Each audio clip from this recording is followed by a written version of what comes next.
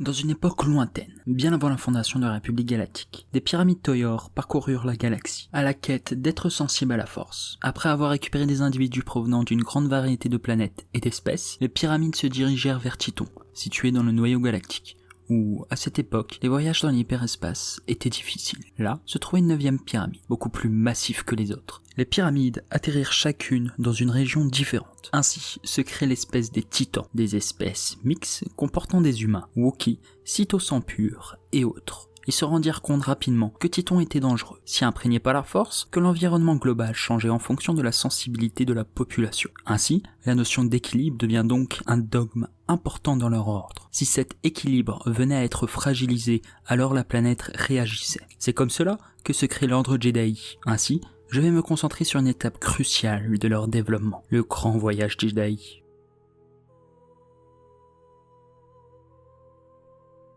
Le grand voyage Jedi est un rite de passage qui marque la transition des jeunes aspirants Jedi vers le statut de véritable adepte. Les Jedi, qui vivent sur la planète Titon, croient que la force doit être équilibrée entre le côté obscur et lumineux. Ce voyage est donc une exploration, non seulement physique, mais aussi spirituelle. Une fois formés à Padawan Kesh et le titre de voyageur Jedi acquis, ils entamaient ce long voyage, seuls ou en petits groupes, à travers les 9 temples de Titon.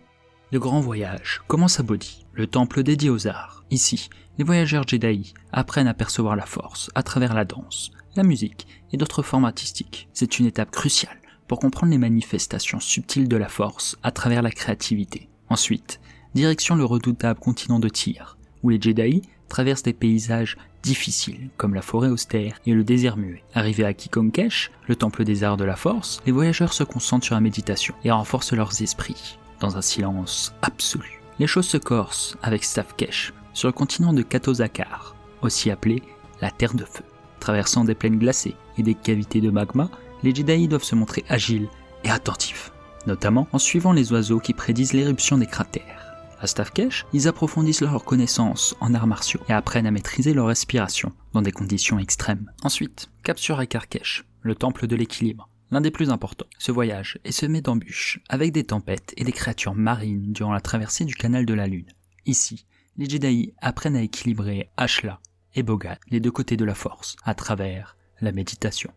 Après Akar Kesh, les voyageurs se dirigent vers Anil Kesh, situé au-dessus d'un gouffre dangereux. Ce temple est marqué par l'influence du côté obscur, renforcé par le portail d'infini qui permettait autrefois de voyager à travers la galaxie. Les apprentis doivent y maîtriser la science et l'alchimie, tout en résistant à l'attrait du côté obscur. Direction maintenant Vur-Tepe, la forge. Ici, les Jedi apprennent à forger leurs propres armes grâce à la métallurgie et à la force. C'est dans ce temple que les premières armes imprégnées de la force, comme les bâtons de force, ont vu le jour. Après celui-ci, les voyageurs arrivent à Kalès, le centre du savoir de Titon. Ils y approfondissent leurs connaissances sur la planète et son système solaire, et se préparent aux futures responsabilités qu'ils auront en tant que rangers. Enfin, le grand voyage se termine à Mahara Kesh, le temple de la guérison, situé sur l'océan profond. Ce temple enseigne les techniques de soins, à la fois via la force et sans son utilisation. La traversée pour atteindre ce lieu isolé est longue et difficile, ajoutant un dernier défi aux Jedi. Après avoir surmonté toutes ces épreuves et intégré les enseignements des 9 temples, les voyageurs deviennent officiellement des Rangers Jedi. Ils sont alors prêts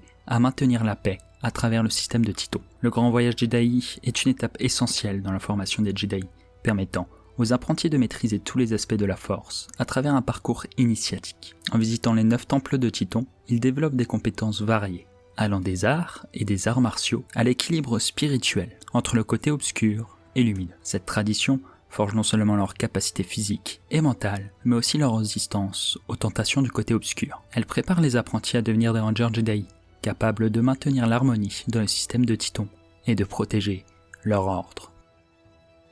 Voilà, j'ai fait de mon mieux pour vous synthétiser le voyage Jedi. Vous pouvez notamment retrouver cet événement crucial dans la vie d'un Jedi, dans le roman L'Aube des Jedi sorti chez Pocket. S'inscrivant dans l'univers étendu Legend, je reviendrai certainement dans les semaines à venir sur l'ordre Jedi. Que la force soit avec vous.